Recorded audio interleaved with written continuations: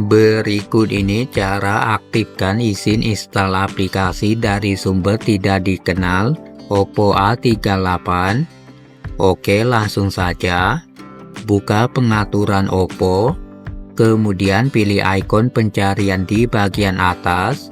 Silakan kalian ketik sumber, pilih sumber instalasi, dan akan tampil semua aplikasi yang ada di HP kalian. Sekarang tinggal pilih aplikasi yang mana ingin diaktifkan. Contoh saya pilih Chrome, kemudian pilih izinkan.